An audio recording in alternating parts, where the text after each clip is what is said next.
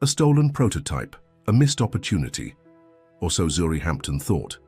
But when a stranger in a blue pickup stops to help, her journey toward innovation, justice, and unexpected love begins. Before we get into the story, comment below where in the world you are watching from today. The morning sun shone through the thin curtains of Zuri Hampton's small apartment. At 27, she was beautiful, with deep brown skin and eyes that held both determination and dreams. Today was the day. After 2 years of hard work, sleepless nights, and skipped meals, she would finally present her Ecotech prototype to Green Future Innovations, a company known for funding creators from underrepresented backgrounds. Zuri stood in front of her bathroom mirror, trying to calm her nerves. Her apartment was tiny, with just enough room for a bed, a small desk cluttered with tools and parts, and a kitchenette where she mainly heated up ramen noodles. "You can do this," she told herself, straightening the navy blazer she had borrowed from her best friend, Tasha. 2 years of work comes down to today. She carefully wrapped her prototype in soft cloth before placing it in her tote bag. The device was made from recycled parts she had collected over time. It wasn't pretty, but it worked. A water filtration system that could clean polluted water using minimal energy and recycled materials. Zuri checked her phone. She needed to hurry, or she'd be late. The bus ride would take 40 minutes, and her pitch was at 10:30 a.m. "Grandma's wisdom," she said, touching the small pendant around her neck, a gift from her grandmother who had raised her. "Trust is earned, and power always comes with a price." The bus was crowded as usual. Zuri held her tote bag close to her chest, protecting it like a mother would her child. She got off a few stops early, needing a coffee to calm her nerves. The downtown Atlanta streets were busy with morning commuters in suits and expensive watches, a world away from her reality of part-time jobs and second-hand clothes. "One small coffee, please," she told the barista, carefully counting out the exact change. As she waited for her order, Zuri placed her tote bag on a nearby chair and pulled out her notes one last time. That's when it happened. A man in a hoodie brushed past her, grabbing her tote bag in one swift motion. Before Zuri could react, he was running down the street. "Stop, that's my bag!" she screamed, giving chase. But the man disappeared around a corner.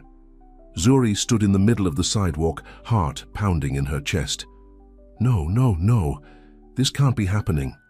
Her prototype, 2 years of work, her phone, her ID, everything she needed for the pitch.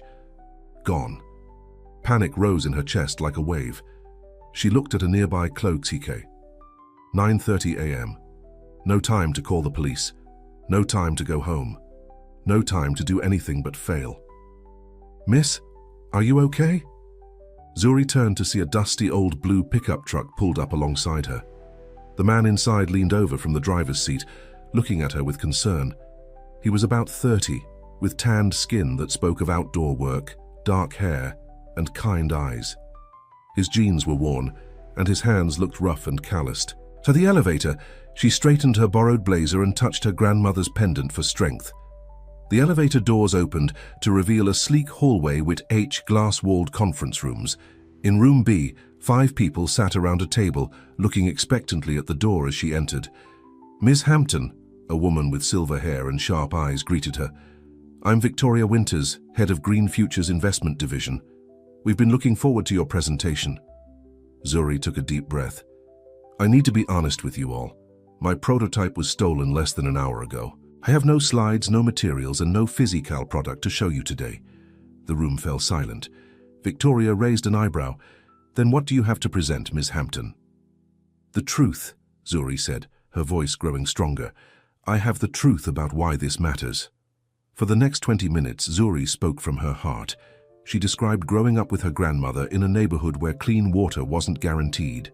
She explained every detail of her filtration system, how it worked, what made it different, why it could change lives. She used a whiteboard to draw diagrams, her hands steady now, her voice clear. "This isn't just about technology," she concluded. "It's about dignity, about giving people control over something as basic as the water they drink. I can rebuild the prototype. What I can't rebuild is the need for it. That's already there, waiting for someone to address it. When she finished, the room was quiet. Then Victoria Winters smiled, a small, controlled smile but genuine. Miss Hampton, in 15 years of hearing pitches, I've never experienced one quite like this. She looked around at her colleagues, who nodded. We'd like to invite you to the next round, assuming you can rebuild your prototype in time. I can, Zuri said firmly. Good. We'll be in touch with the details. As Zuri left the building, her legs felt weak with relief. She had done it. Without the prototype, without a preparation, she had done it.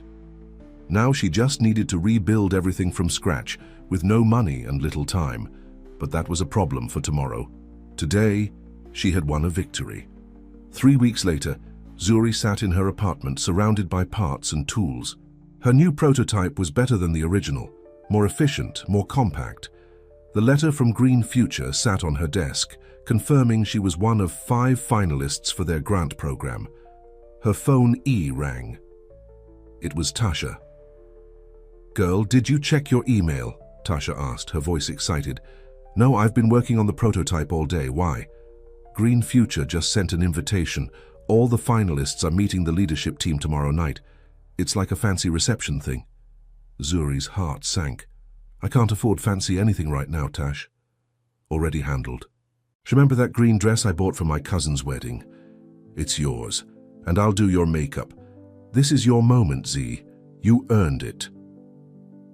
The next evening, Zuri stood in the corner of an elegant rooftop venue, feeling out of place, despite Tasha's beautiful dress and careful makeup. The other finalists moved through the crowd with ease, networking with Green Future's executives and investors. Victoria Winters approached her, champagne glass in hand. "Ms. Hampton, glad you could join us. I understand you've rebuilt your prototype." "Yes, and it's even better now," Zuri said. "Sometimes starting over is a gift, even when it doesn't feel like it." Victoria nodded approvingly. "I'd like to introduce you to someone important, the majority investor behind our grant program for underrepresented creators." Zuri followed Victoria across the room, where a small group of executives stood talking. One man had his back to her, but something about his posture seemed familiar. "Mr. Knox," Victoria said, "I'd like you to meet one of our most promising finalists, Zuri Hampton." The man turned around, and Zuri found herself looking into the same kind eyes that had watched her breathe into a paper bag 3 weeks ago. But now, instead of worn jeans and a t-shirt, Levi Knox wore a crisp navy suit that probably cost more than her rent. "You," she whispered, feeling the room spin slightly. Levi's calm smile never wavered. "Miss Hampton, I've heard impressive things about your work." Victoria looked between them. "Have you two met before?" "No," Zuri said automatically, then corrected herself. "I mean, yes, he drove me here, the day of the pitch." Victoria looked confused, but at that moment someone called her name from across the room. "Excuse me, I need to handle this. Mr. Knox, perhaps you can tell Ms. Hampton more about our vision for the grant program." As Victoria walked away, Zuri stared at Levi, feeling her cheeks burn with a mixture of embarrassment and anger. "You knew," she said quietly. "You knew who I was that day." Levi guided her toward a quieter corner of the rooftop.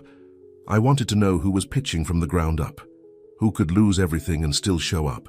So it wasn't a coincidence you were testing me?" The betrayal stung worse than she expected. "It wasn't planned, if that's what you're asking. I do drive that truck. I was on my way here for a meeting when I saw you in distress." His voice remained calm. "But yes, when you said where you were going, I knew who you were. Your application stood out. So you watched me panic, listened to me pour my heart out, and didn't say a word about who you really were." "I heard you speak your truth when you thought no one important was listening," Levi corrected her. "That tells me more than any rehearsed pitch ever could." Zuri felt her grandmother's words echo in her mind. Trust is earned, and power always comes with a price.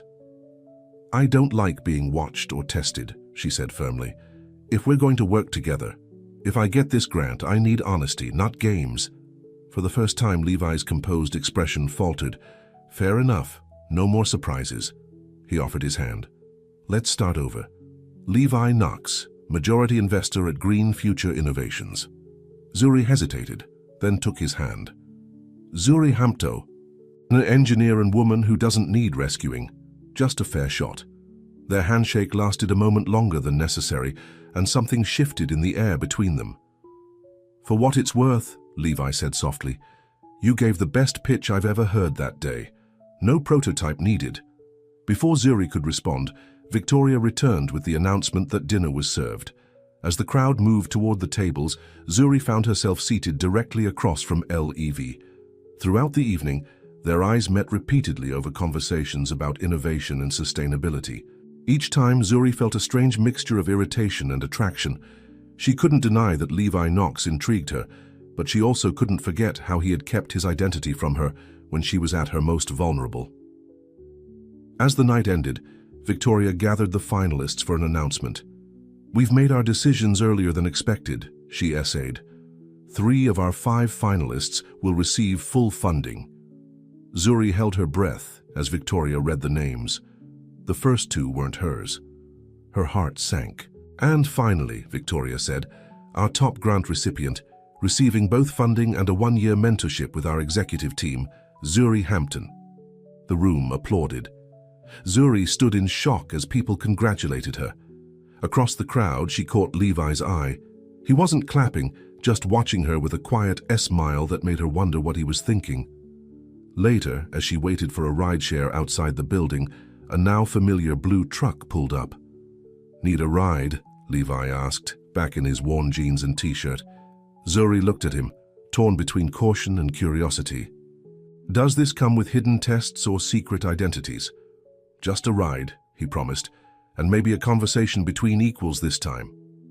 Zuri thought for a moment, then opened the door and climbed in. As they pulled away from the curb, the same old radio was playing Sam Cooke again. "Congratulations," Levi said. "You earned it, every bit of it." "Did I? Or did I get it because you were watching me that day?" Levi shook his head. "The decisions are made by committee. I have influence but not control. You got it because your idea is good and you're the right person to make it happen." They drove in silence for a while, the city lights painting patterns across their faces. "Why the double life?" Zuri finally asked. "The truck, the work clothes, when you're clearly..." "Rich," Levi supplied. "The truck was my dad's. He worked construction his whole life. The clothes are what I wear when I'm not playing the role people expect." He glanced at her. "My wealth is new. My values are old." Something about his honesty made Zuri soften slightly. "My grandmother raised me after my parents died. She cleaned her. Says for rich folks her whole life. She always said you can tell a person's character by how they treat people they don't need anything from." "Smart woman," Levi said. "What would she think of me?" Zuri studied his profile in the dim light.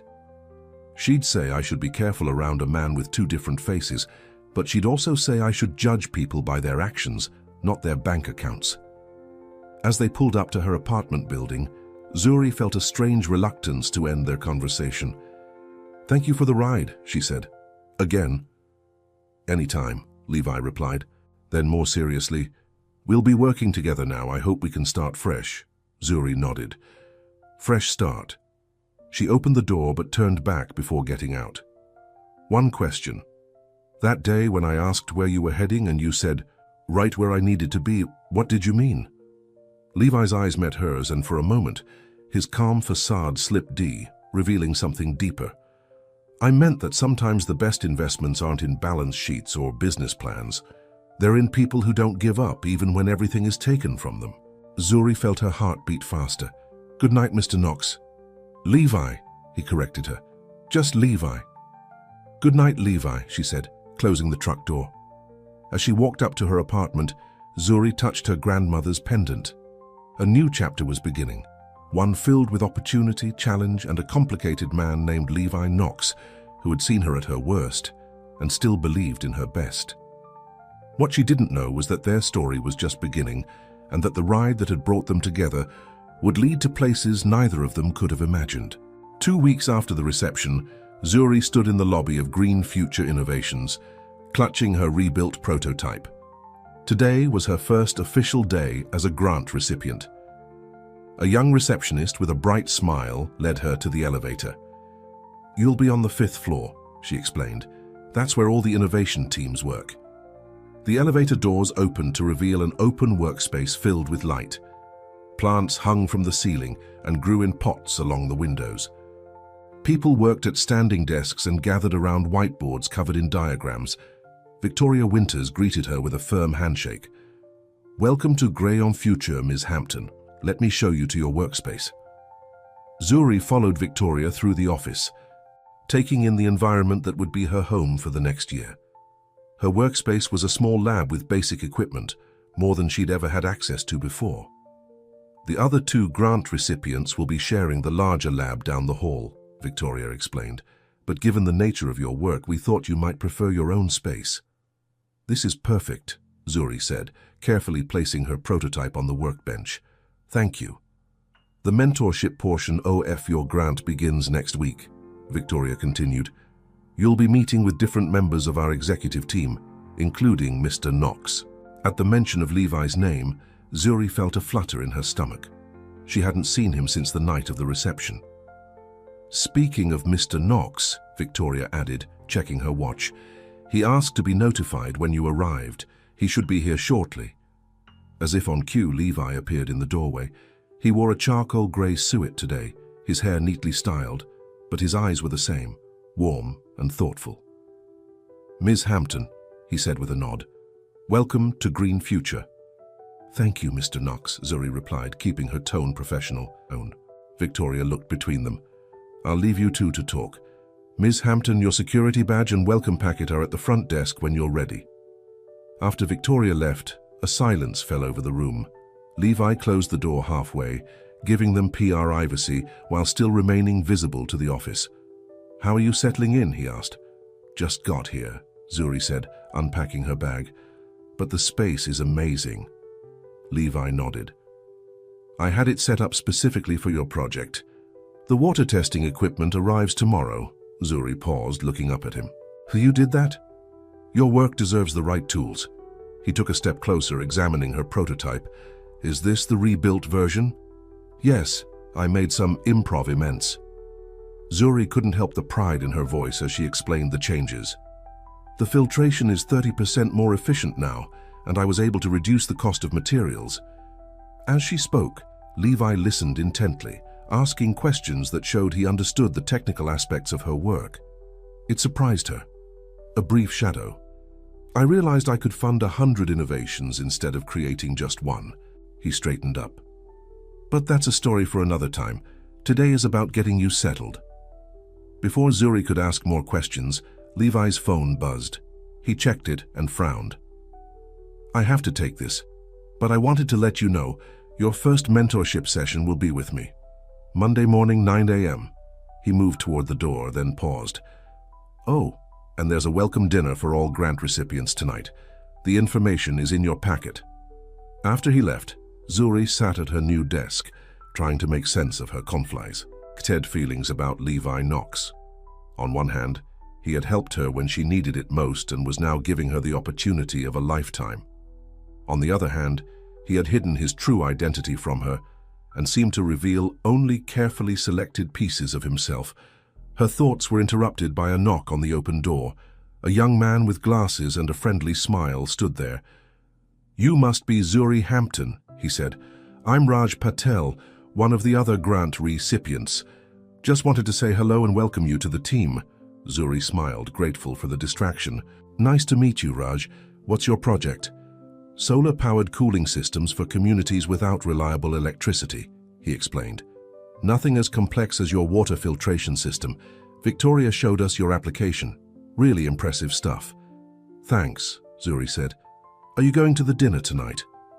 "Wouldn't miss it. Want to share a ride? The third recipient, Maya, and I were planning to meet in the lobby at 6:30. "Sounds great." The welcome dinner was held at an upscale restaurant with views of the Atlanta skyline. Zuri arrived with Raj and Maya, feeling more confident than she had at the reception. Tonight she wore her own clothes, a simple but elegant black dress that she'd saved for special occasions. Several Green Future executives were already there, including Victoria. Levi arrived just as they were being seated, now dressed more casually in dark jeans and a blazer over a button-down shirt.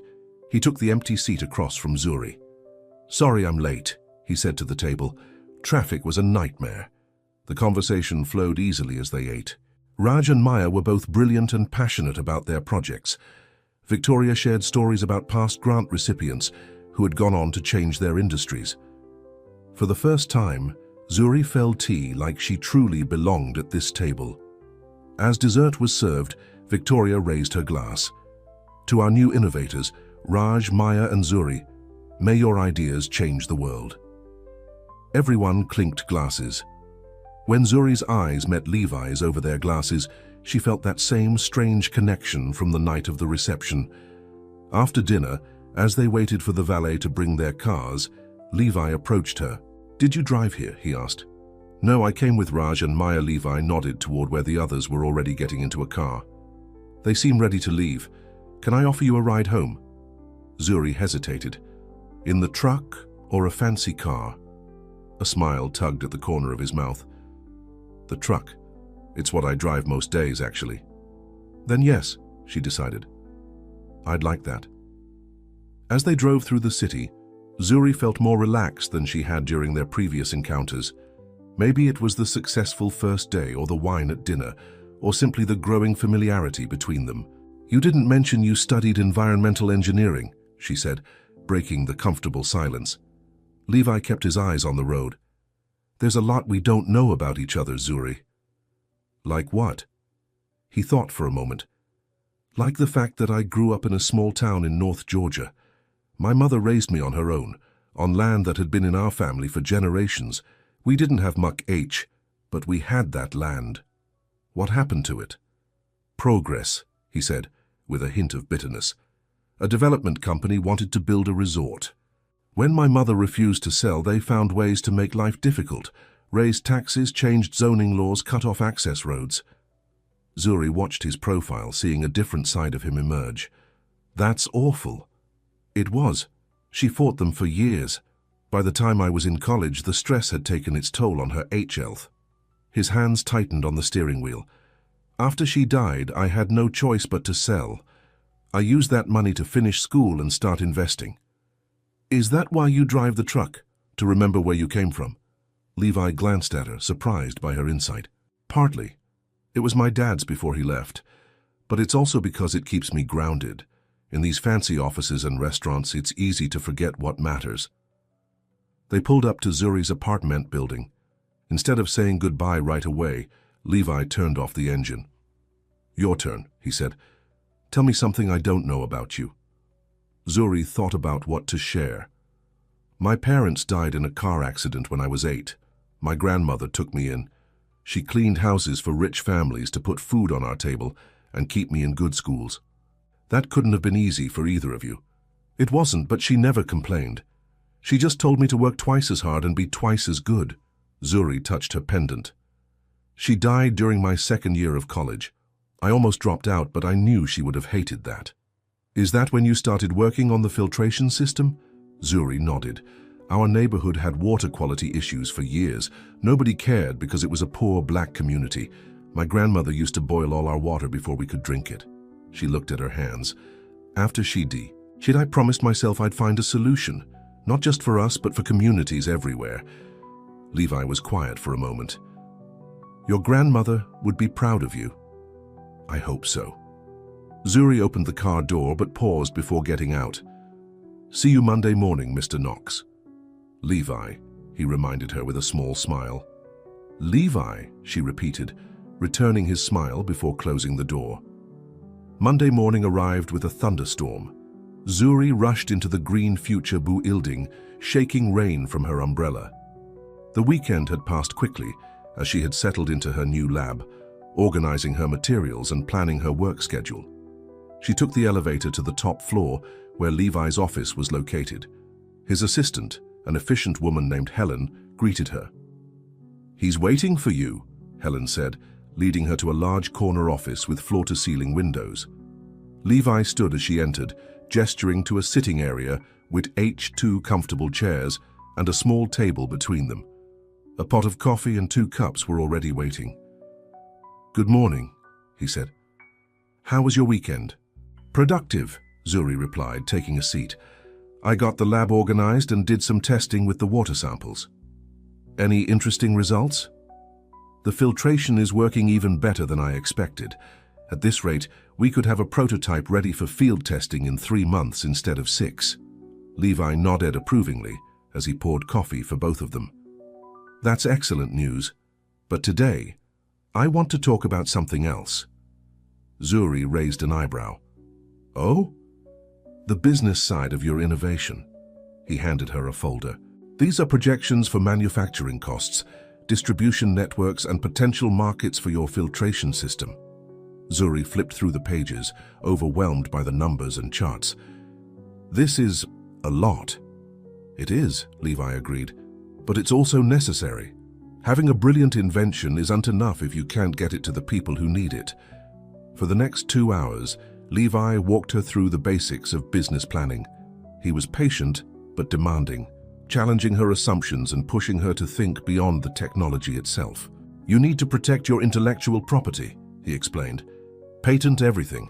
Otherwise, larger companies will steal your design and mass-produce it without you." "But I want it to be accessible," Zuri argued. "If I patent it and charge high prices, the communities who need it most won't be able to afford it." Levi leaned forward. "That's why we need a strategic business plan. You can license the technology at different rates, charge corporations full price while offering discounts to non-profits and government aid programs." Zuri hadn't considered that possibility. "That could work."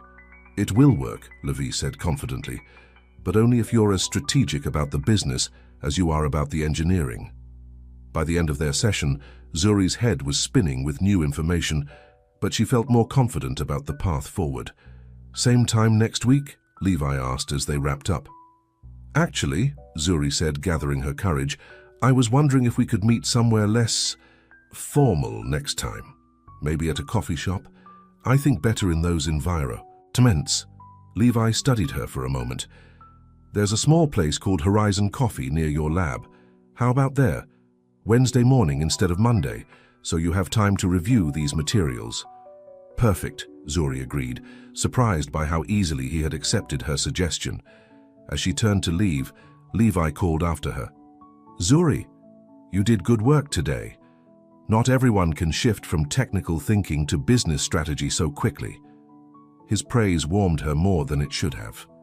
Wednesday morning found them in a quiet corner of Horizon Coffee.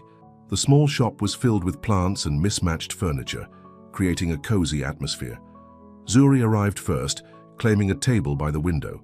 Levi showed up exactly on time, wearing jeans and a simple button-down shirt, his real clothes, as Zuri had come to think of them.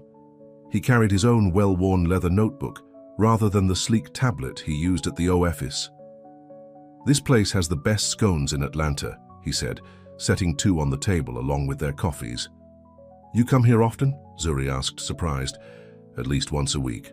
The owner, Mrs. Chen, was one of our first small business loan recipients when I started at Green Future." They spent the first hour discussing Zuri's review of the business materials. To her surprise, the conversation flowed more easily here than it had in his office. Levi seemed more relaxed, less the executive and more the engineer he had once been. "You said you realized you could fund 100 innovations instead of creating one," Zuri remembered. "But don't you miss the hands-on work, the creating?" Levi looked out the window, considering her question. "Sometimes. There's a satisfaction in building something with your own hands that you don't get from signing checks. So why not do both?" "It's not that simple when you're responsible for other people's money and livelihoods." He took a sip of his coffee. "But enough about my choices, let's talk about yours. Where do you see your filtration system 5 years from now?" The question caught Zuri off guard. She had been so focused on making the prototype work that she hadn't thought that far ahead. "I want it in communities that need it," she said slowly. "Not just in the US, but globally. Places where clean water is a luxury, not a given." "That's a good start," Levi encouraged her. "But think bigger. What about industrial applications? Commercial buildings? Home use in developed countries?" Zuri frowned. "That wasn't the point of my design." "No, but it could fund your real mission." Levi leaned forward. Imagine selling high-end versions to corporations and wealthy homeowners at premium prices. The profits could subsidize getting simpler versions to communities in need, like a one-for-one model. Exactly. For every system sold at full price, one goes to a community that needs it. Zuri felt a spark of excitement. That could work, but I'd need partners, manufacturing capabilities, distribution networks. All things Green Future can help with, Levi assured her. That's why we invested in you, Zuri. Not just for the technology, but for the vision behind it. Their eyes met across the table, and for a moment, the Business SS discussion faded away. There was something growing between them, a connection that went beyond mentor and mentee. Levi broke the moment first, glancing at his watch. I should get back to the office. I have a board meeting at 11. As they gathered their things, Mrs. Chen, a smiling woman in her 60s, approached their table. Levi Knox, she said warmly, twice in 1 week, and with such a lovely companion. Mrs. Chen, this is Zuri Hampton, Levi introduced them. She's one of our new grant recipients at Green Future. Mrs. Chen clasped Zuri's hands in hers. Wonderful to meet you, dear. Any friend of Levi's is welcome here anytime. He saved my shop, you know. I did no such thing, Levi protested. I just helped with a loan when the bank wouldn't. And fixed my broken espresso machine, Mrs. Chen added with a wink to Zuri. He's good with his hands, this one. Don't let the fancy suits fool you. After they said goodbye to Mrs. Chen, Zuri gave Levi a curious look as they walked to where his truck was parked. You fixed her espresso machine? Levi shrugged, looking slightly embarrassed. It was just a minor electrical issue. Engineering degree, remember? And the loan. Green Future has a small business program. She qualified, it wasn't special treatment.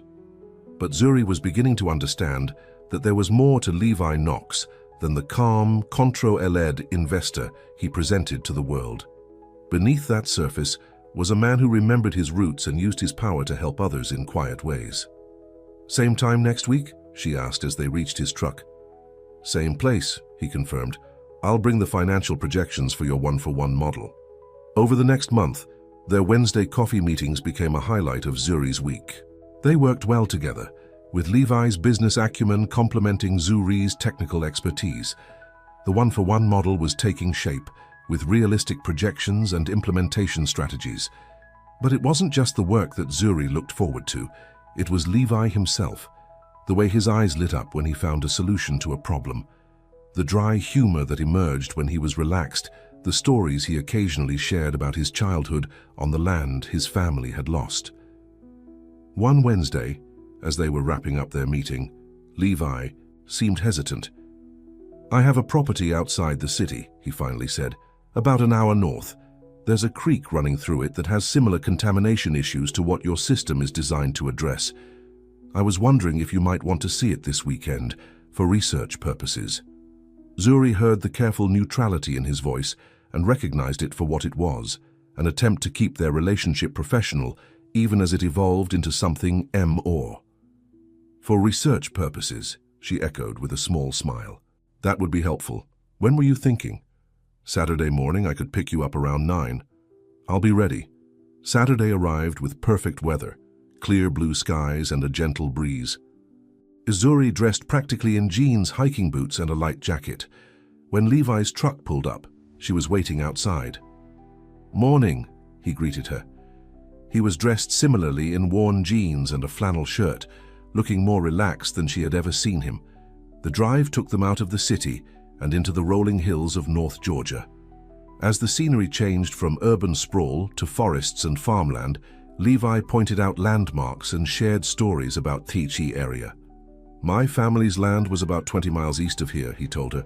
Similar terrain, same watershed.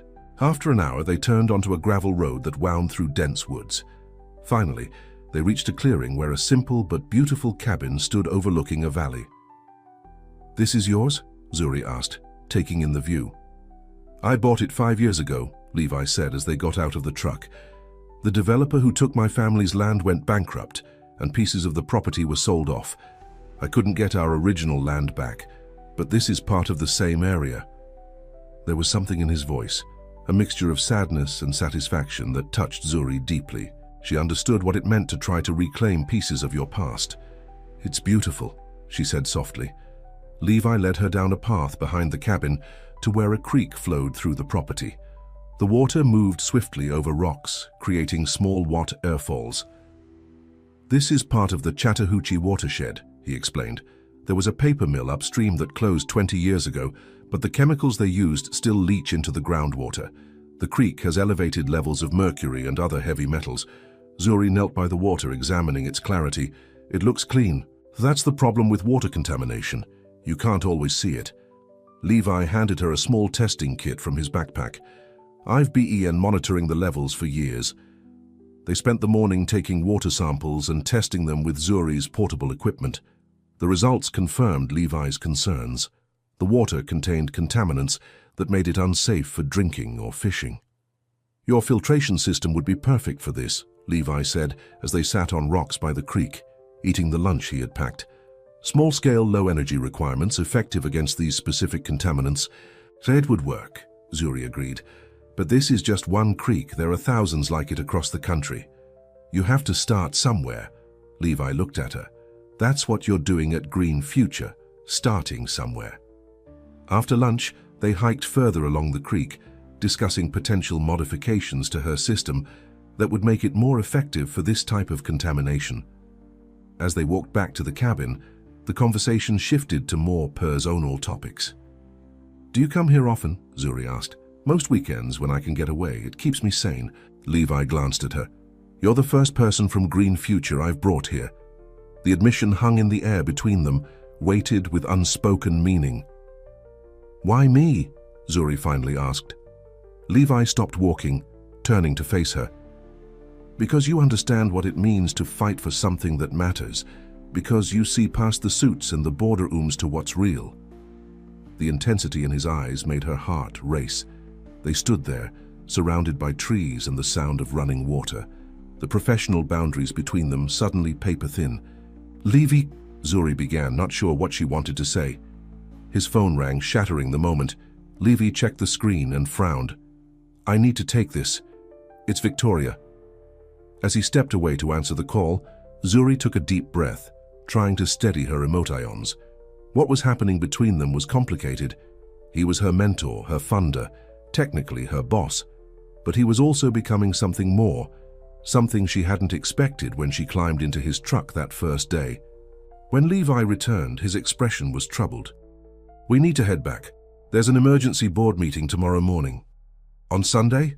What happened?" "I'm not sure yet. Victoria just said it was urgent." He tried to smile, but it didn't reach his eyes. "Rain check on dinner at the cabin?" "Of course." The drive back was quieter, both of them lost in their own thoughts. When they reached her apartment, Levi walked her to the door. "Thank you for today," Zuri said. "It was illuminating." "In more ways than one," Levi agreed softly. He hesitated, then added, "Whatever happens tomorrow, Zuri, remember that I believe in your work. In you." "You're scaring me a little," she admitted. "Is something wrong with the grant program?" "I don't know yet, but Green Future has competitors who would love to see us fail." He touched her arm briefly. "Just be ready. I'll call you after the meeting." As Zuri watched him drive away, she couldn't shake the feeling that something was about to change, that the delicate balance they had found over the past month was in jeopardy.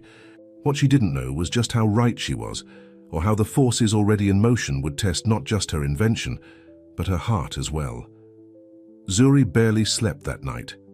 Levi's worried expression and cryptic warning kept replaying in her mind.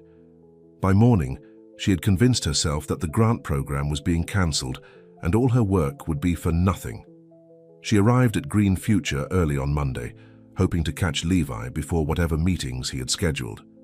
The office was unusually quiet, with small groups of employees, huddled in conversations that stopped when she walked by. In her lab, Zuri tried to focus on her work, but her thoughts kept drifting to the emergency board meeting. When her phone finally rang around noon, she grabbed it immediately. "Levi, what happened?" "Can you come to my office?" His voice gave nothing away. "Now, if possible." "I'll be right there." The elevator ride to the top floor felt endless. When she reached Levi's office, his assistant Helen wasn't at her desk. Zuri knocked on the closed door. "Come in," Levi called. He was standing by the window looking out at the city. Victoria Winters sat in one of the chairs, her expression grim. A large man Zuri didn't recognize occupied another chair. "Zuri," Levi said, turning to face her. "This is Marcus Davidson, our head of legal affairs." Zuri's stomach dropped. "Legal affairs? What's going on?" "Please sit down," Victoria said, gesturing to an MP-tie chair. Zuri remained standing. "I'd rather know what this is about first." Levi picked up a tablet from his desk and handed it to her. On the screen was a business news website with the headline, "Ethical Questions Raised About Green Future's Grant Selection Process." Beneath the headline was a photo of Zuri and Levi in his truck the day of her pitch, followed by another of them leaving the welcome dinner together.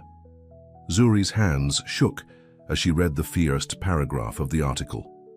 Sources close to green future innovations have raised concerns about the selection of recent grant recipient Zuri Hampton, whose relationship with majority investor Levi Knox appears to predate the official selection process. According to witnesses, Knox provided personal transportation to Hampton on the day of her pitch presentation, raising questions about favoritism and the integrity of the company's much-publicized grant program for underrepresented creators.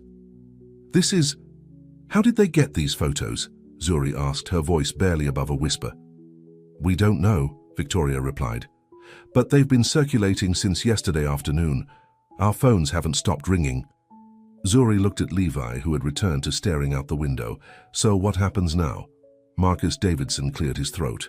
"From a legal standpoint, we need to determine if there was any impropriety in the selection process. Mr. Knox has already recused himself from any decisions regarding your grant moving forward." "Impropriety," Zuri repeated, anger rising in her chest. "I lost my prototype the day of the pitch. A stranger who turned out to be Levi gave me a ride. End of story." "Unfortunately, it's not that simple," Victoria said. "The optics are problematic. The article suggests you had an unfair advantage." "Did I?" Zuri turned to Levi, who finally faced her. "Did you influence the committee to select me?" "No," Levi said firmly. "Your work spoke for itself. The committee's vote was unanimous." "Then why are we even having this conversation?" Zuri demanded. Marcus stood up. "Because perception matters, Ms. Hampton. Green Future has built its reputation on transparency and fairness. These allegations threaten that reputation.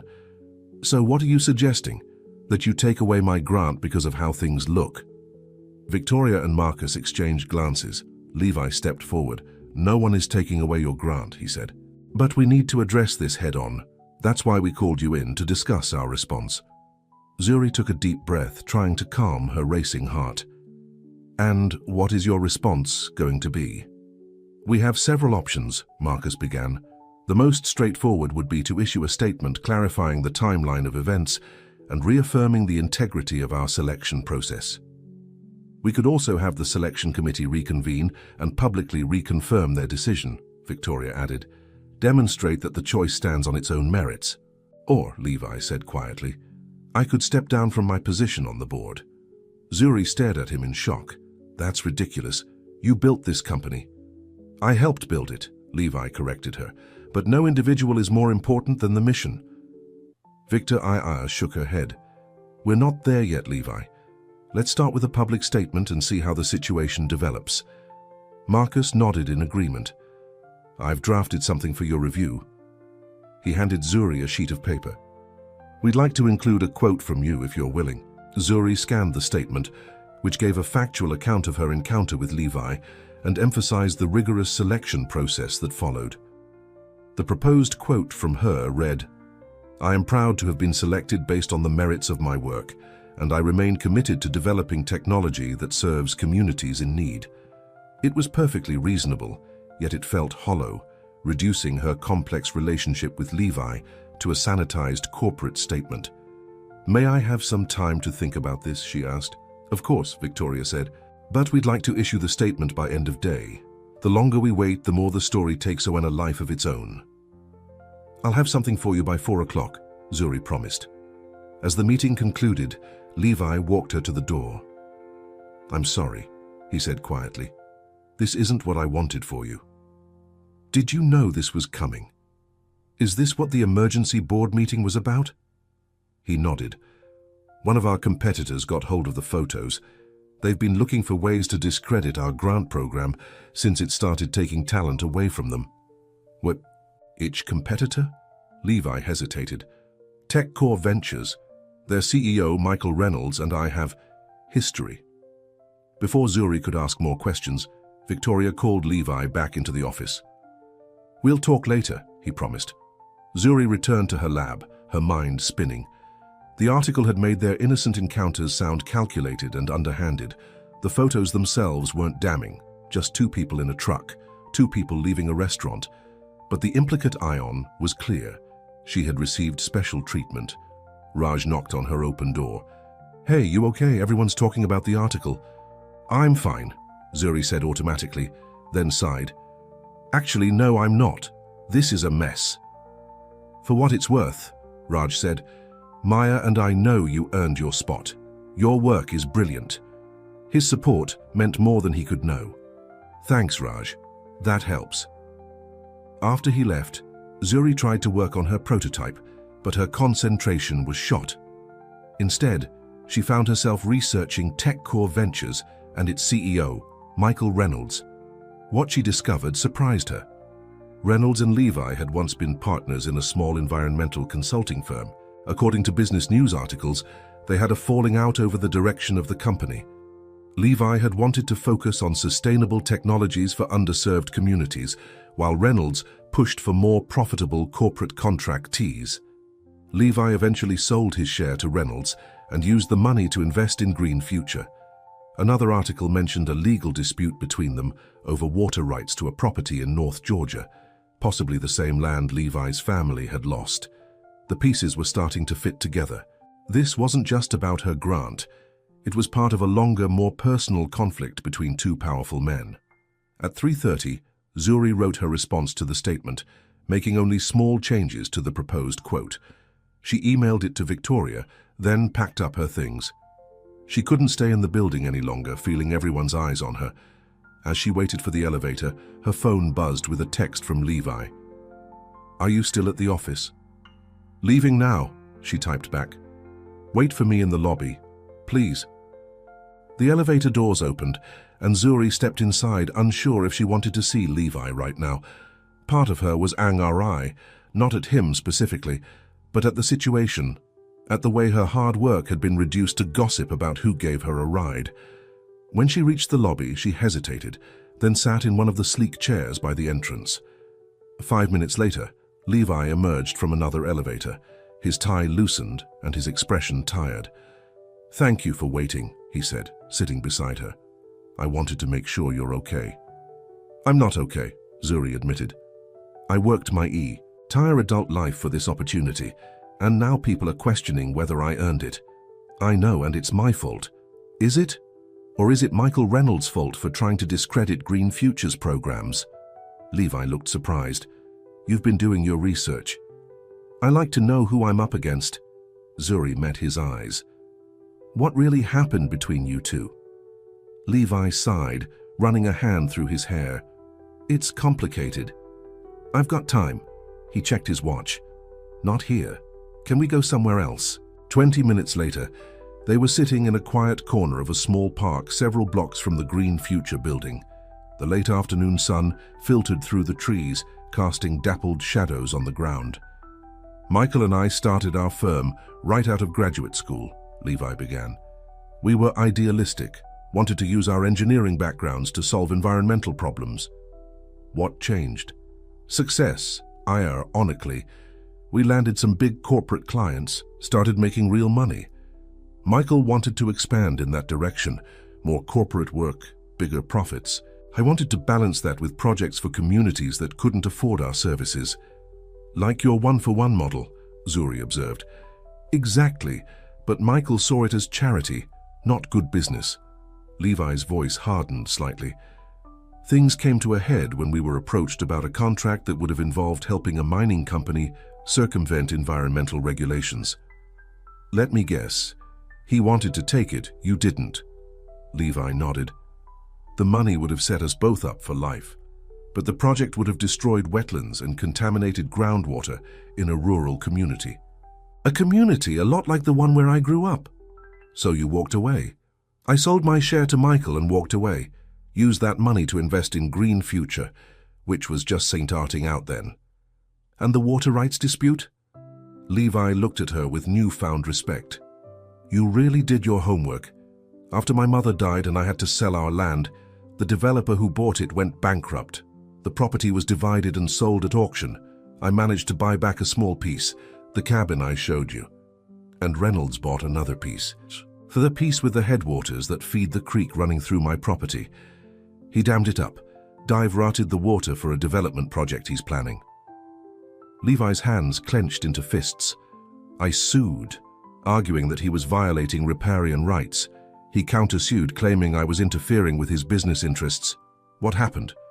We settled out of court. He agreed to release a minimum flow to the creek. I agreed to drop my opposition to his development. The bitterness in Levi's voice was clear.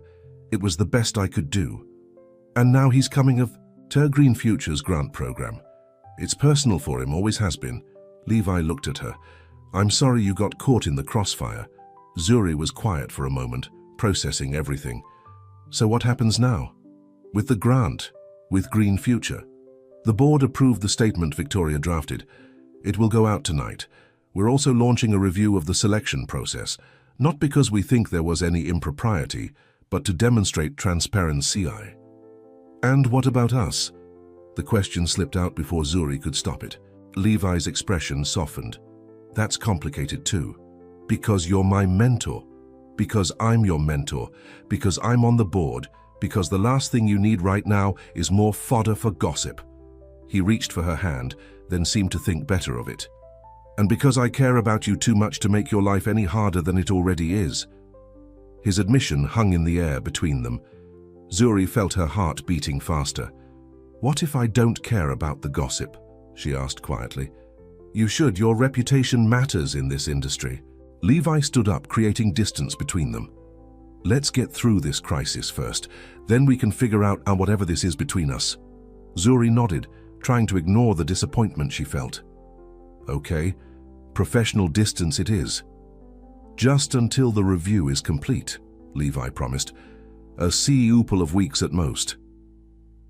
As they walked back toward the Green Future building where their cars were parked, Zuri asked the question that had been bothering her most. Who do you think leaked those photos? I have my suspicions, Levi said grimly. Reynolds has people everywhere. Someone could have seen us that first day and recognized me despite the truck and casual clothes. And the dinner photo. That was a public restaurant. Anyone could have taken it. They reached the parking garage in silence, each lost in their own thoughts.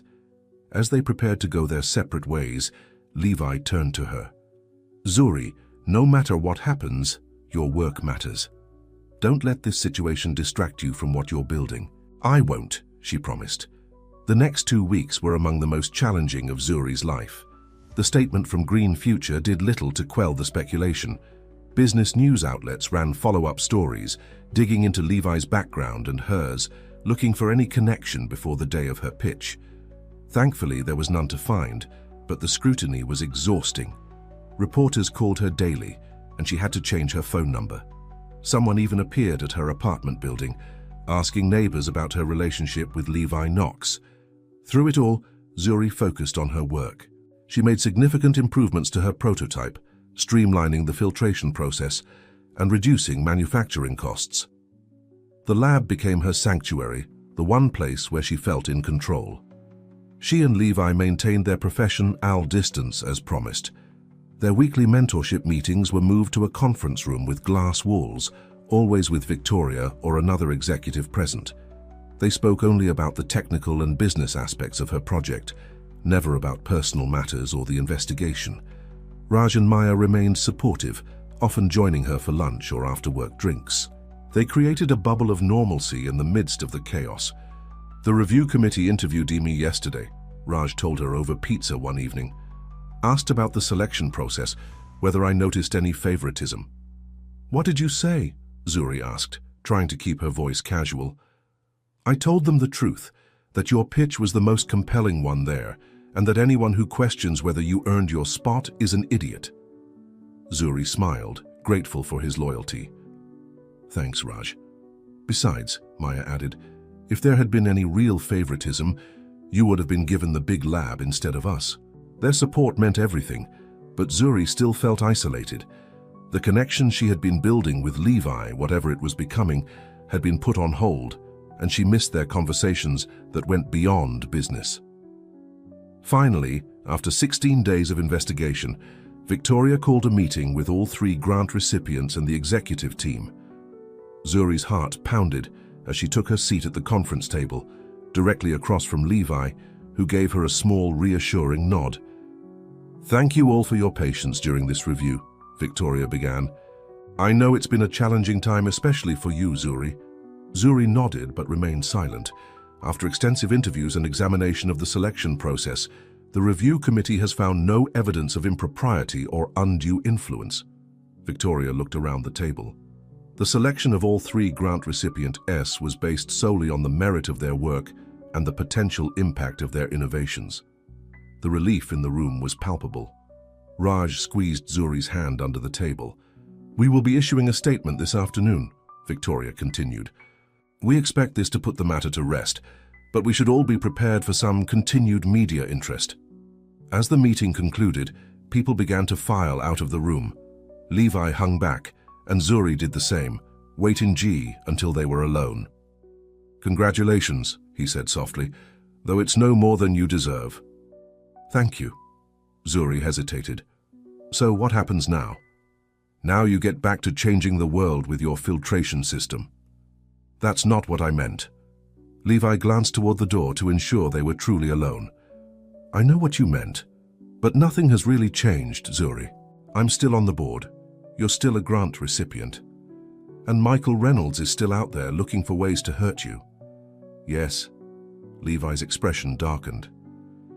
"Which is why we need to be careful." Zuri felt a surge of frustration. "So we just continue with these artificial boundaries, pretending there's nothing between us?" "I didn't say that." Levi moved closer. "The review is complete. We don't need a chaperone for our mentorship sessions anymore.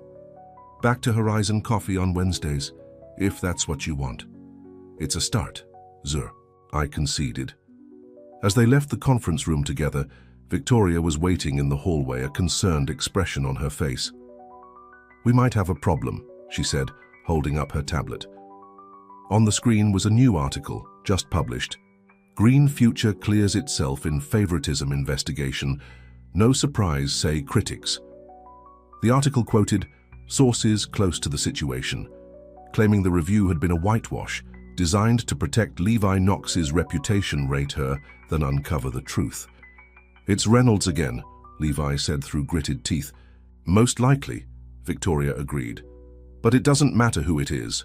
The damage is being done." Zuri read further down in the article, where it mentioned that her prototype had been stolen the day Levi gave her a ride. "How do they know that?" she asked. "I never mentioned the theft publicly." Levi and Victoria exchanged concerned looks. "That's a good question," Victoria said. "That detail wasn't in our statement." "Someone inside Green Future must be feeding information to the press," Levi concluded. "We need to find out who." "I'll handle it," Victoria promised. "In the meantime, both of you need to be above reproach. No private meetings, no rides home, nothing that could be misconstrued." After Victoria left, Zuri turned to Levi. "So much for Horizon Coffee." "We'll figure something out," he said. "This won't last forever." A week later, Zuri was working late in her lab when her phone rang. It was an unfamiliar number, and she almost didn't answer, but something made her pick up. "Ms. Hampton, my name is David Chen. I'm a reporter with Technology Today." Zuri's guard went up immediately. "I'm not giving interviews about the grant selection process. That's not why I'm calling," the reporter said quickly. "I'm working on a story about TechCore Ventures and their new water purification system. I understand you have some expertise in that area." Zuri frowned. "TechCore is developing a water purification system. According to their press release this morning, yes. They're calling it revolutionary, and first of its kind. A cold feeling settled in Zuri's stomach. "Can you send me that press release?" After hanging up, Zuri checked her email and found the forwarded press release. As she read the description of TechCore's new S-Wisdom, her hands began to shake. The technology described was remarkably similar to her own, too similar to be coincidental. She immediately called Levi, forgetting all about their agreement to keep their distance. "I need to see you," she said when he answered. "Now, it's important." "I'm at home," he replied. "What's wrong?"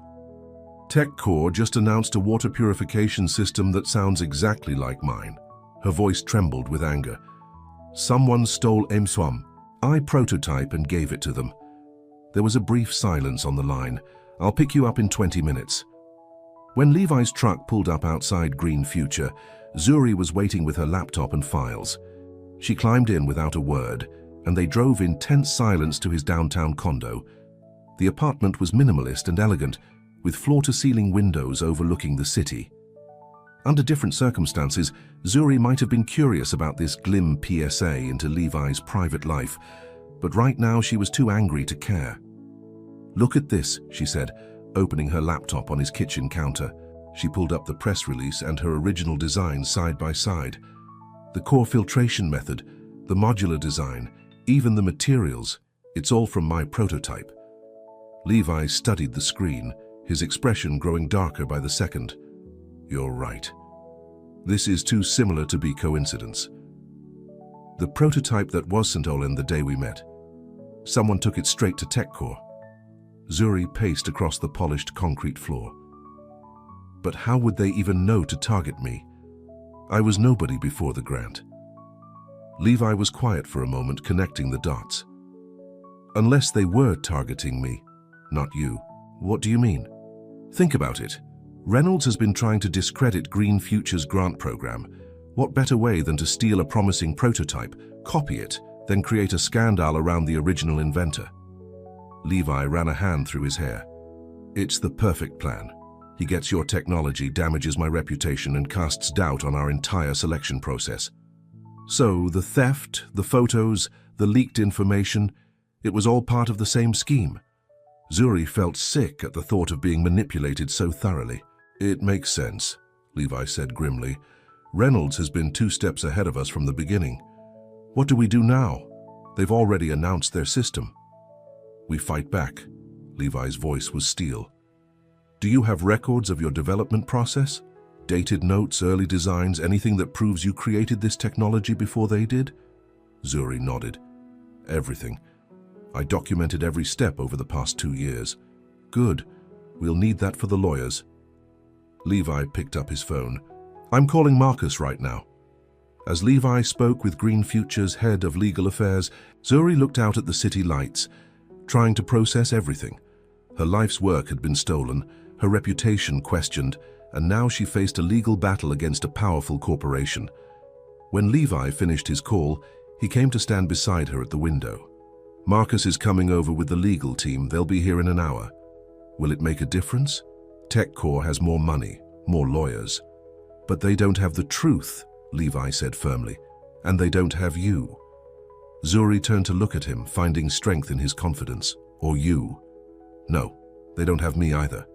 A small smile touched his lips. Reynolds should have remembered that I don't give up easily. In that moment, standing in Levi's apartment with the city spread out below them, Zuri felt something shift between them.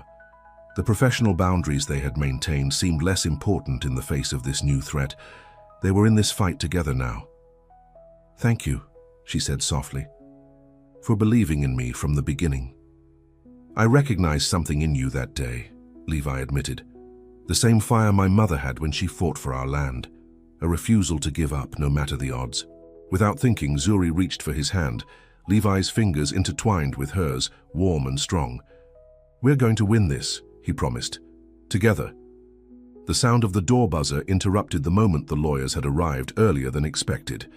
For the next 3 hours, Zuri went through her documentation with Marcus and his team, explaining her development process in painstaking detail. They were particularly interested in her application for the Green Future grant, which had included detailed schematics and descriptions, all predating TechCore's announcement. "This is good," Marcus said when they finished. "Very good. We can prove Prior Art and Philae for an immediate injunction to stop them from moving forward with their version." "How long will that take?" Levi asked. "We can file tomorrow morning. Getting a hearing will take longer, a week, maybe 2. "That's too long," Zuri protested. "They could be manufacturing their version already." Marcus shook his head. "Based on their press release, they're still in the development phase. They announced early to generate investor interest. Or to stake the hair claim before we could," Levi added. After the lawyers left, Zuri collapsed onto Levi's couch, exhausted by the events of the day. It was nearly midnight, and the adrenaline that had been fueling her was beginning to fade. "You should get some rest," Levi said, sitting beside her. "I can drive you home." "I don't think I could sleep anyway." Zuri leaned her head back and closed her eyes. "I keep thinking about that day. The theft, meeting you. How different things might have been if I hadn't lost my prototype." "You might not have gotten the grant," Levi pointed out. "Your pitch without the prototype was what convinced the committee. And we wouldn't have met." Zuri opened her eyes to find Levi watching her, his expression softening. "No, we wouldn't have." He reached out to brush a strand of hair from her face, his fingers lingering against her cheek. Maybe some good things came from that day after all. The air between them crackled with tension. All the feelings they had been carefully containing for weeks seemed to rise to the surface at once. Levi moved his hand away first. "It's late. You should stay in the guest room. We have an early meeting with the legal team tomorrow." Zuri nodded, recognizing that despite the charged moment, Levi was still maintaining boundaries. She respected him for it, even as part of her wished he wouldn't. "Okay," she agreed. "The guest room sounds good." As Levi showed her to the spare bedroom with its pristine white bedding and view of the city, Zuri realized how exhausted she truly was. The emotional toll of the day had drained her completely. "There are new toothbrushes in the bathroom drawer," Levi told her, "and I'll find you something to sleep in." He returned moments later with a soft t-shirt and sweatpants. "They'll be too big, but they're clean." "Thank you," Zuri said, taking the clothes. Their fingers brushed in the exchange, and she felt that same electric connection. "For everything." Levi lingered in the doorway. "Try to get some sleep. Tomorrow we start fighting back." After he left, Zuri changed into his borrowed clothes, which smelled faintly of his cologne. As she slid between the cool sheets, she tried to quiet her racing mind. So much had happened: the theft of her design, the revelation of Reynolds' scheme, and the undeniable pull she felt toward Levi Knox. In the darkness of the guest room, Zuri made a promise to herself. She would fight for her work, for her reputation, and for the chance to help communities like the one where she grew up. And maybe, when this battle was won, she would find the courage to explore what was developing between her and Levi. With that resolution, she finally drifted into a restless sleep, unaware that the most difficult test still lay ahead. The next morning, Zuri woke to the smell of coffee. For a moment, she was disoriented by the unfamiliar surroundings of Levi's guest room. Then the events of the previous day came flooding back. TechCore's announcement, the realization that her prototype had been stolen as part of a larger scheme, and the late-night meeting with Green Future's legal team. She found Levi in the kitchen, already dressed in a suit, typing on his laptop. W. Heil speaking on the phone.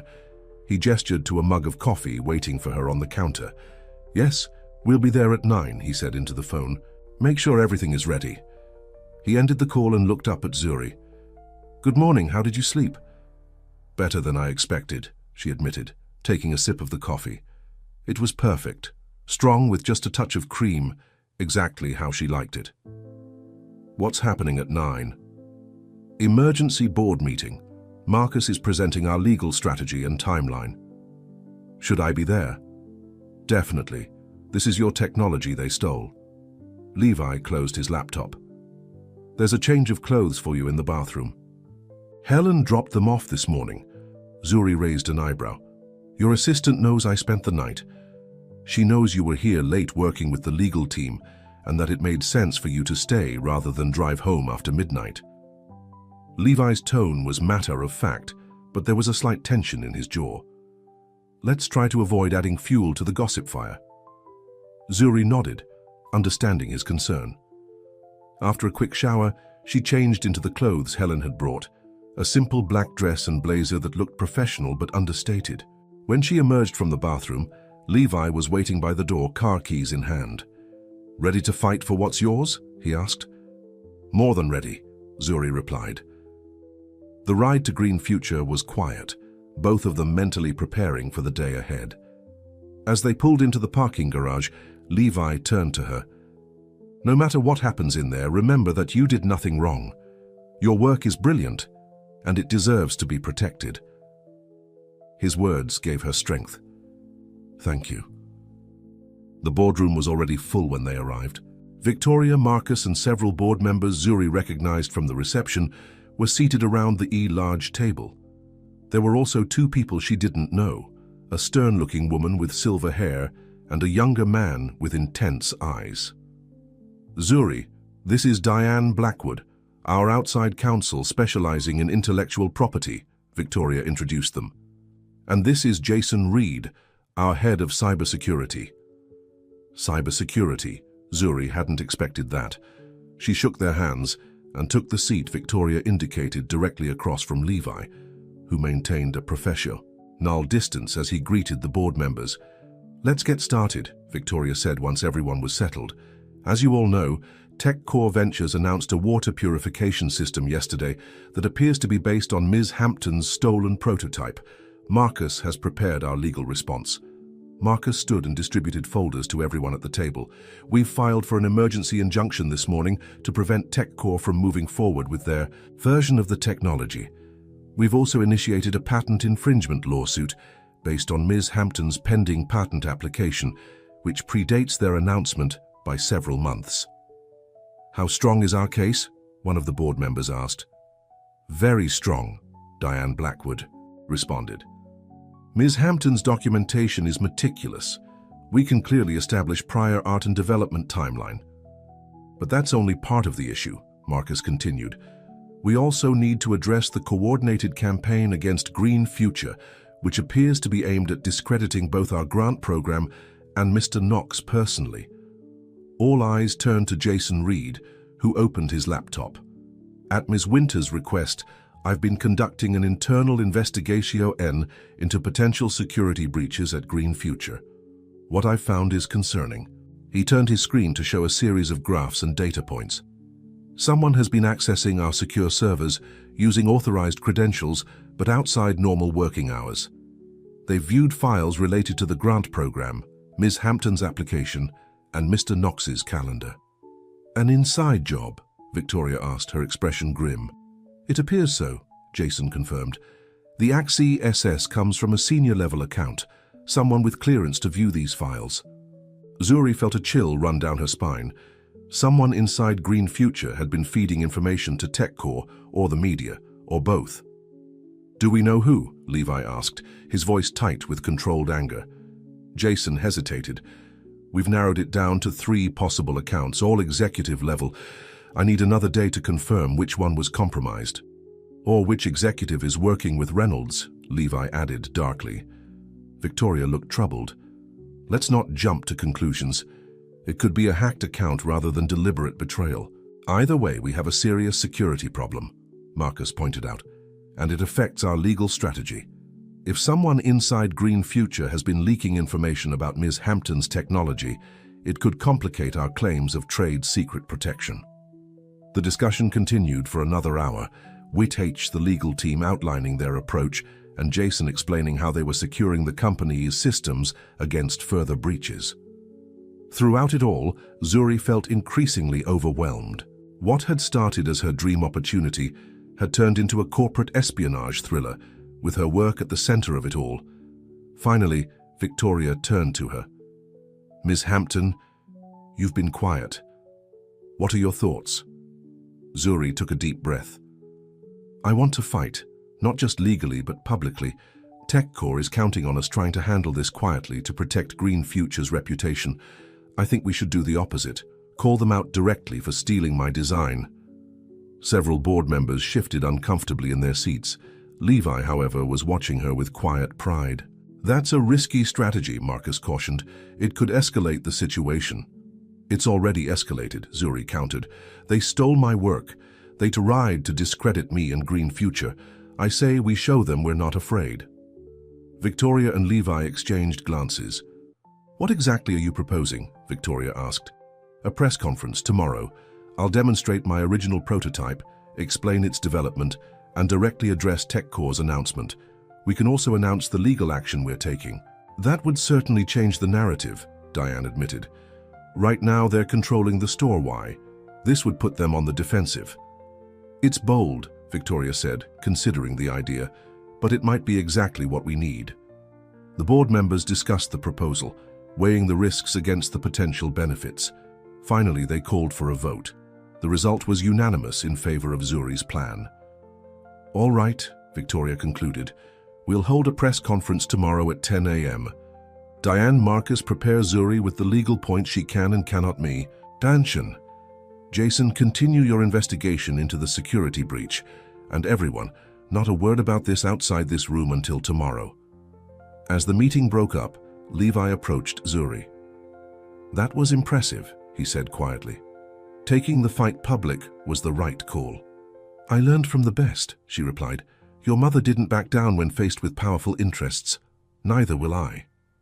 A shadow of emotion crossed his face at the mention of his mother. She would have liked you. Before Zuri could respond, Victoria joined them. Zuri, we need to prepare you for tomorrow. The media training team is waiting in conference room C. The rest of the day passed in a blur of preparation.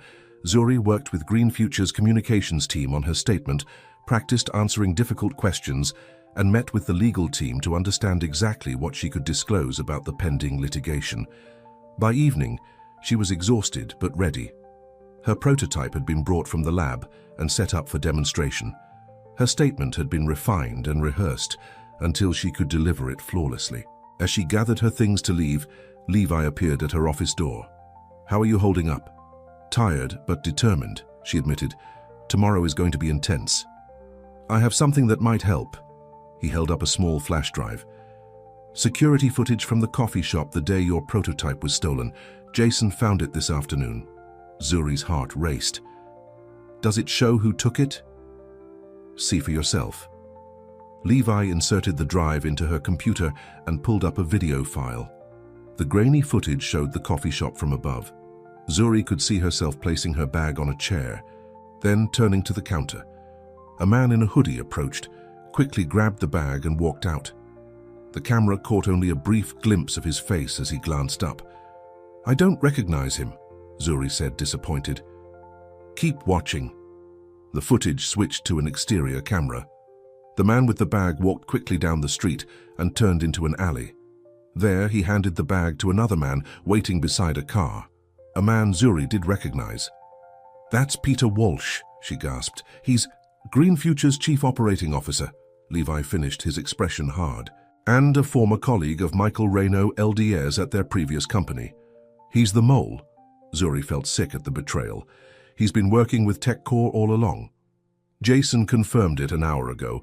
Walsh's account was used to access the files. He's been passing information to Reynolds for months. Does Victoria know? Levi nodded.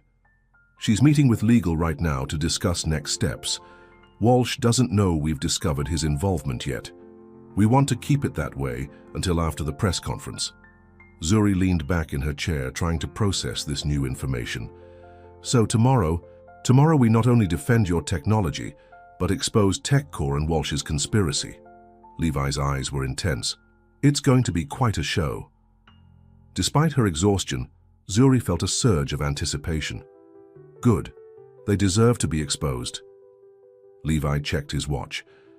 It's late. You should get some rest before tomorrow. Walk me to my car, Zuri asked, soothingly, not wanting to be alone.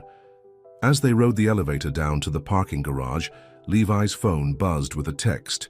He read it and frowned. What is it? Zuri asked. Jason. He says there's unusual activity on our servers right now. Someone's downloading files related to your prototype designs. Walsh? Probably. He must suspect we're onto him. Levi typed a quick response. Jason's tracking the access. When they reached Zuri's car, she hesitated before getting in. "I don't like the idea of going home alone right now. If Walsh knows we've discovered his betrayal..." Levi understood her concern immediately. "You can stay at my place again, or I can have security escort you home." Zuri thought for a moment. "Your place, if that's okay. It feels safer." "Of course." As they drove to Levi's condo, his phone kept buzzing with updates from Jason and Victoria. The situation was evolving rapidly. By the time they arrived, Levi's expression was grim. "Walsh has left the building with a flash drive full of your technical data," he told Zuri as they entered his apartment. "Security tried to stop him, but he had already gone. Victoria has called the police, but the damage is already done," Zuri finished. "He's probably on his way to TechCore with everything they need to perfect their version of my system. We still have the press conference tomorrow, and the legal injunction." "Will it be enough?" Zuri asked, collapsing onto his couch. "It has to be." Levi sat beside her, closer than he would have allowed himself at the office. "We're not giving up, Zuri. Not now, not ever." Their eyes met, and in that moment, the professional boundaries they had been maintaining seemed trivial compared to the battle they were fighting together. Levi reached for her hand, his touch warm and reassuring. "Whatever happens tomorrow," he said softly, "I want you to know that meeting you, giving you that ride, was the best thing that's happened to me in years." Zuri felt her heart beat faster, even with all the complications it's caused. Even then, his thumb traced circles on the back of her hand. Some things are worth the fight. The air between them was charged with unspoken feelings. Slowly, giving her every chance to pull away, Levi leaned closer. Zuri met him halfway, at her lips coming together in a kiss that felt both inevitable and surprising. When they finally separated, Zuri rested her forehead against his. "What about all those reasons we shouldn't do this?" "They still exist," Levi admitted, "but right now they don't seem as important as this, as us." Before they could say more, Levi's phone rang. It was Victoria, calling with updates on the Walsh situation. The moment was broken, but something had fundamentally changed between them. As Levi took the call, moving to the kitchen for privacy, Zuri touched her lips, still feeling the warmth of his kiss. Tomorrow would bring challenges and confrontations, but tonight had brought clarity. Whatever happened with TechCore and her prototype, she and Levi had found something neither of them had been looking for, a connection that transcended their professional roles. The next morning dawned bright and clear. Zuri stood in front of the mirror in Levi's guest bathroom, adjusting the collar of her blazer. She had chosen to wear her own clothes today, a vibrant blue dress with a structured blazer that made her feel powerful. Today wasn't about blending in, it was about standing out and claiming what was hers. Levi was waiting in the kitchen, 2 travel mugs of coffee ready to go. He looked tired but determined. "Any updates?" Zuri asked. "Police haven't located Walsh yet. He's turned off his phone and disappeared." Levi handed her one of the coffee mugs. "But we're moving forward as planned. The press conference is set for 10 a.m. Every major tech and business publication will be there. And TechCore, Reynolds. Their PR team released a statement this morning, saying they look forward to addressing any concerns about the origins of their technology." Levi's tone was sarcastic. "They're confident, I'll give them that." They arrived at Green Future, an hour before the press conference was scheduled to begin. The lobby was already filling with reporters and cameras. Victoria met them at a private entrance, leading them to a preparation room where the communications team waited. "How are you feeling?" Victoria asked Zuri. "Ready," Zuri replied with more confidence than she felt. Victoria nodded approvingly. "Good. We've set up your prototype on the stage.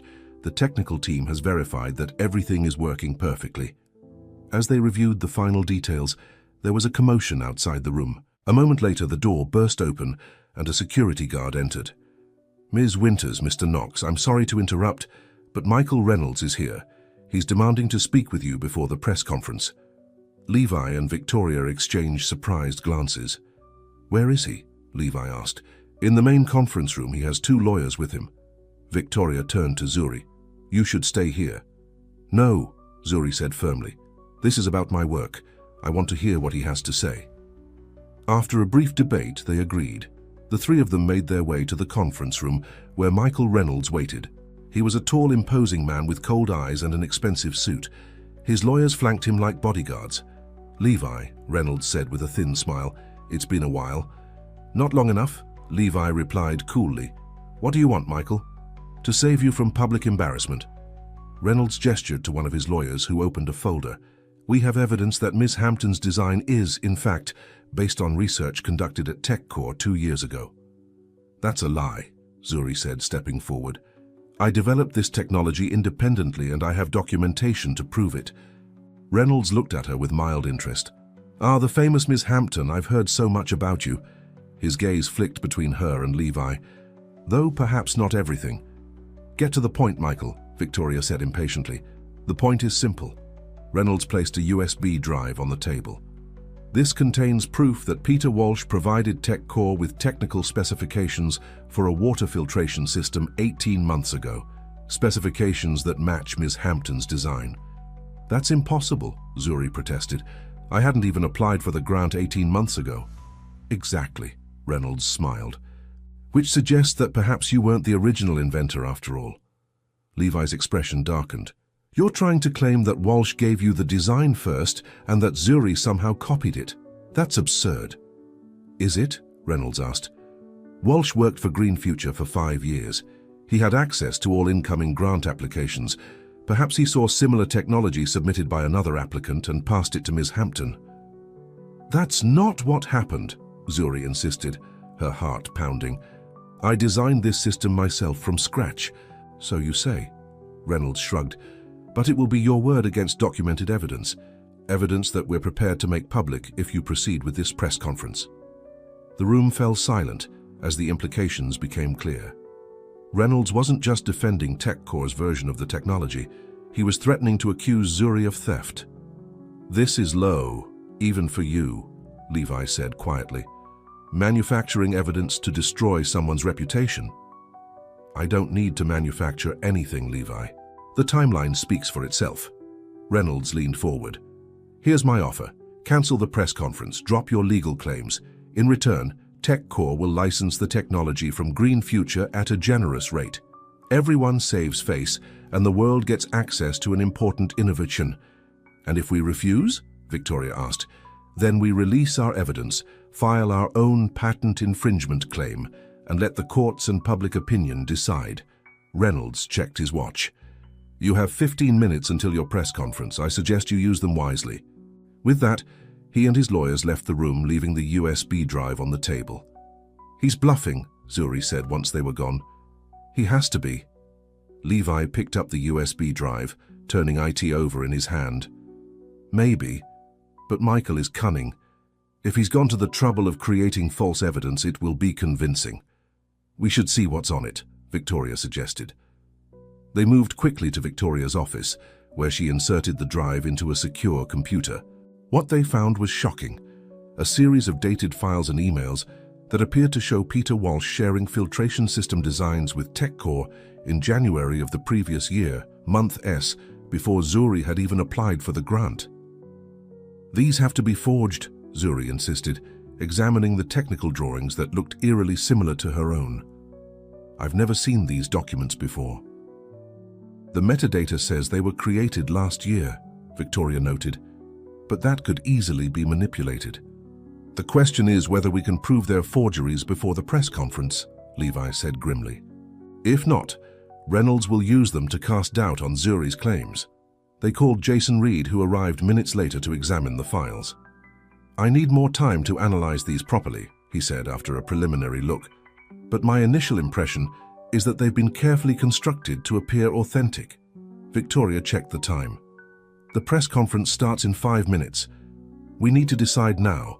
Proceed as planned or buy time." Zuri felt torn. She knew the truth, that she had created her filtration system independently.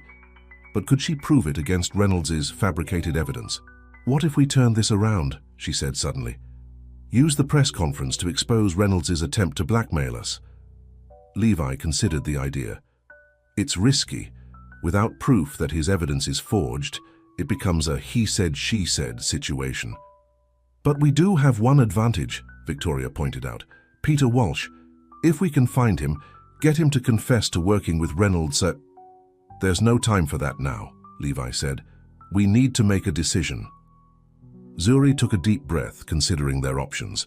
Then she straightened her shoulders and looked at Levi and Victoria with determination. I want to go forward, she said firmly. I know my truth. I won't let Reynolds bully me into backing down. After a moment's hesitation, Levi nodded. I'm with you. So am I, Victoria agreed, but we need to be strategic about this. Instead of directly accusing TechCore of theft, let's focus on presenting your technology and its development timeline. Let the facts speak for themselves. With that decided, they made their way to the auditorium where the press conference was to be held. The room was packed with journalists and cameras. In the front row, Michael Reynolds sat with a confident smile, flanked by his lawyers. Victoria stepped to the podium first, introducing Green Future and the purpose of the press conference. Then she welcomed Zuri to the stage. As Zuri approached the microphone, she felt a moment of panic. Reynolds' threat loomed large, and she could feel his cold eyes watching her, waiting for her to falter.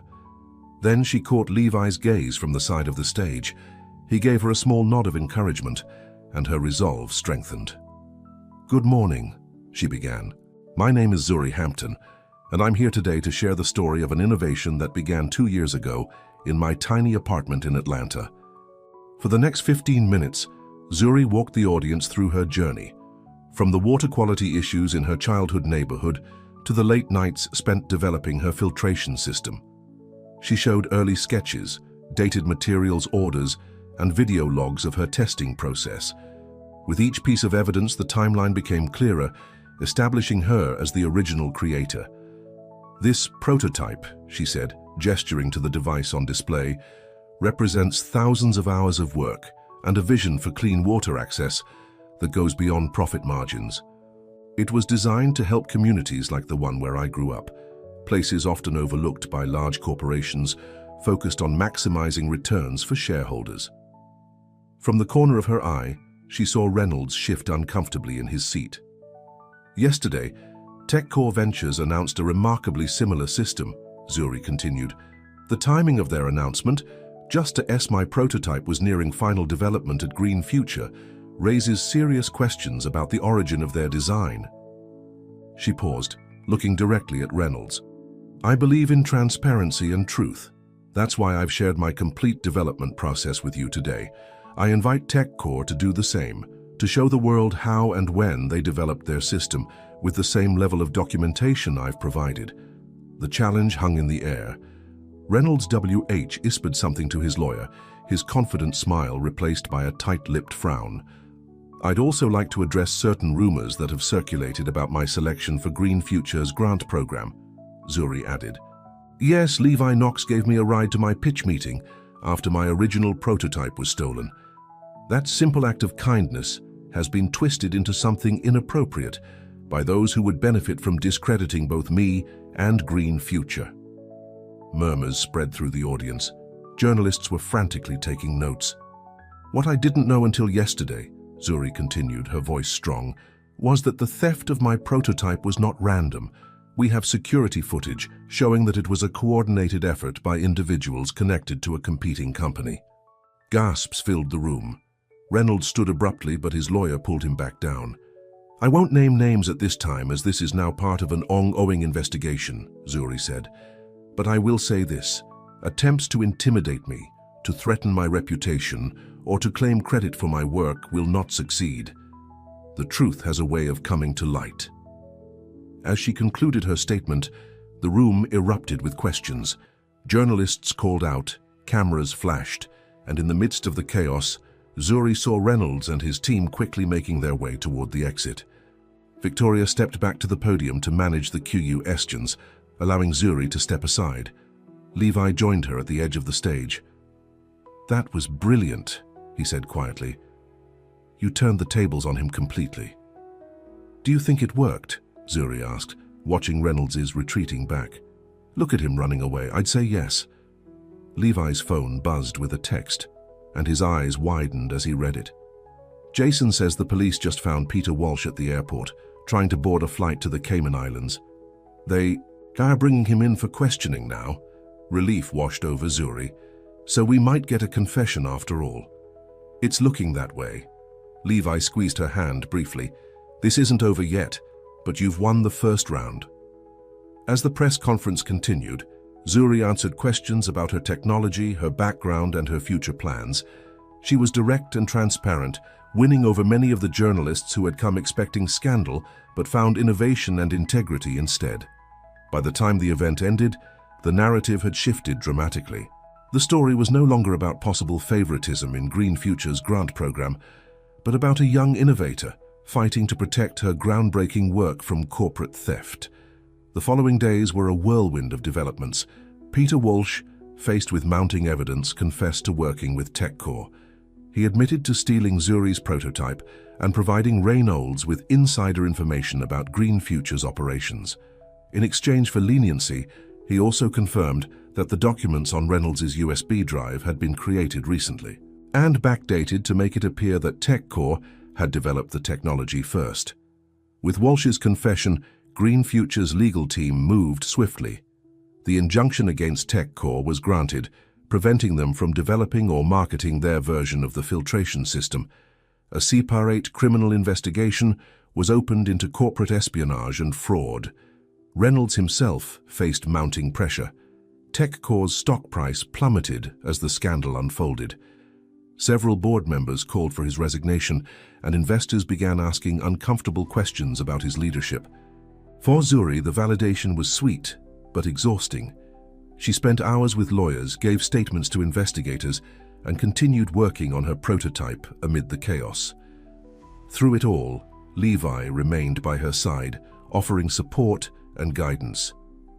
3 weeks after the press conference, Green Future organized a special event to officially launch Zuri's water filtration system.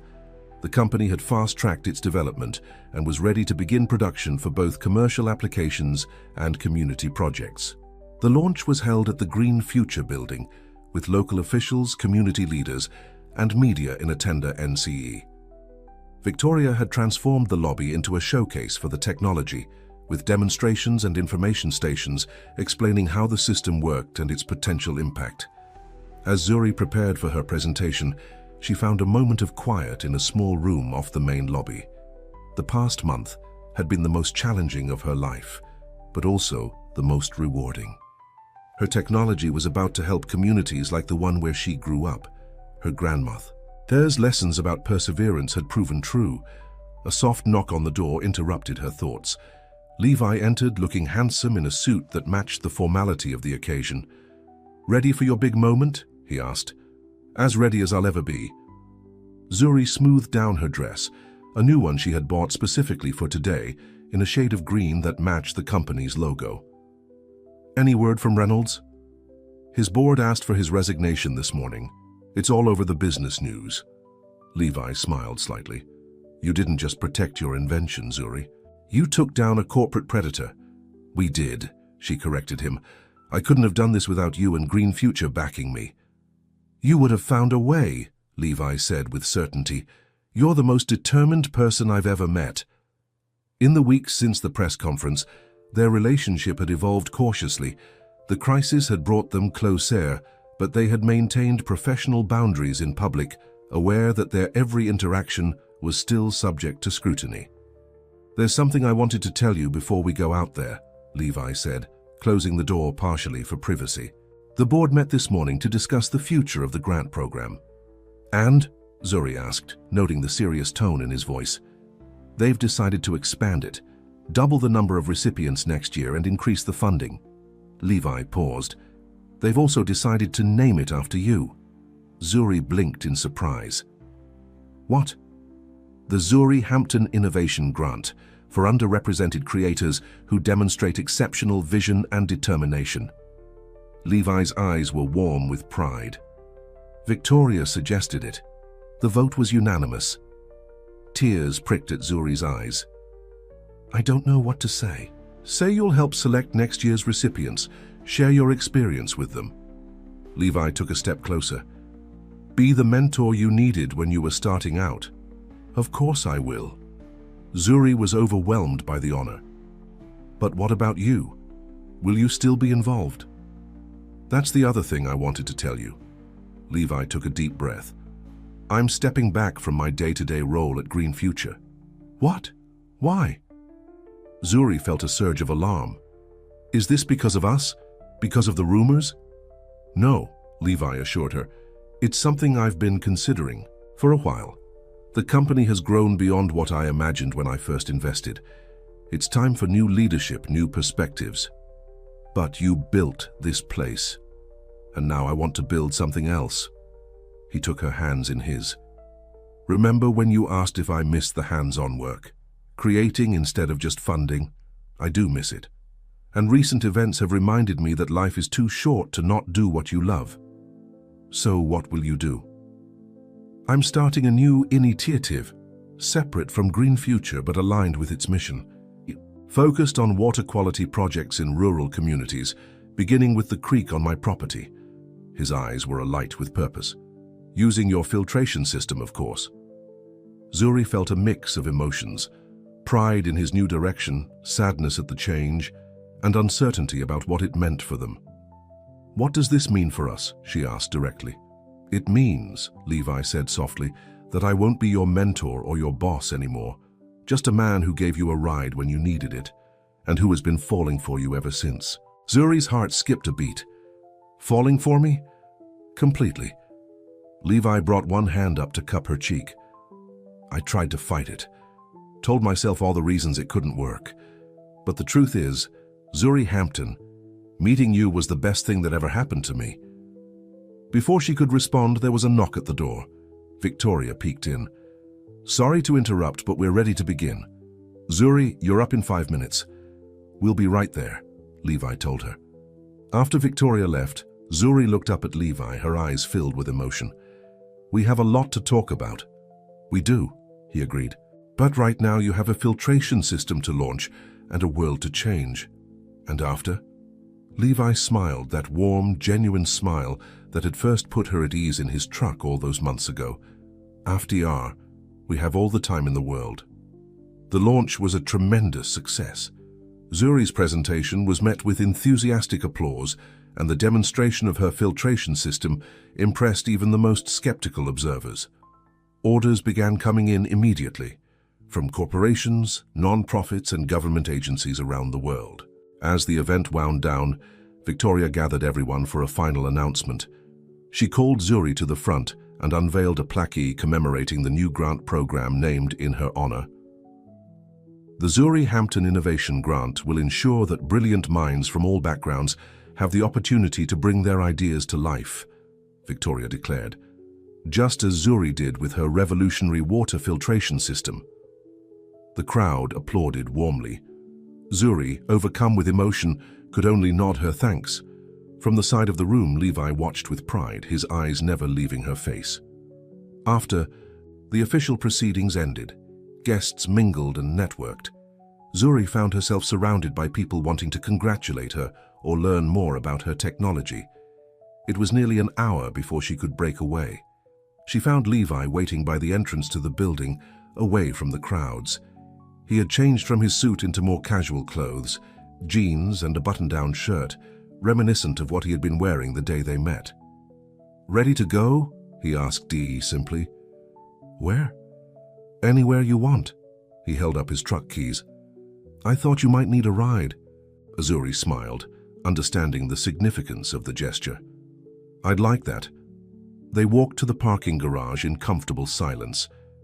When they reached his truck, the same dusty blue pickup that had pulled up beside her that fateful morning, Levi opened the passenger door for her.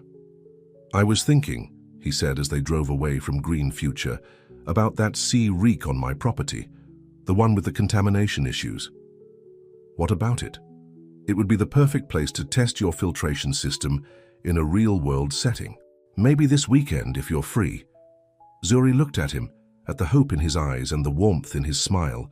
The journey that had brought them together had been filled with challenges and unexpected turns, but it had led them here, to a place of possibility and new beginnings. I'd like that, she said softly. Very much. As they drove through the city streets, the same old radio played Sam Cooke, "The Change Is Gonna Come," the same song that had been playing the first time she climbed into his truck. "You know," Zuri said, "when you pulled up beside me that day, I almost didn't get in." "What changed your mind?" Levi asked. She thought for a moment.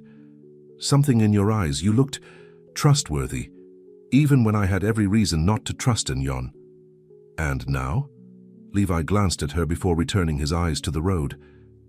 "Do you trust me?" "Yes," Zuri said without hesitation. "With my work, with my future." She took a deep breath.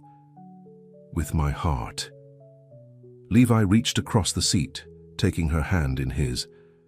"That's good," he said softly, "because I plan on earning that trust every day." As the truck continued along the familiar route they had traveled so many times before, Zuri realized that sometimes the most important journeys weren't about the destination, but about who was beside you along the way.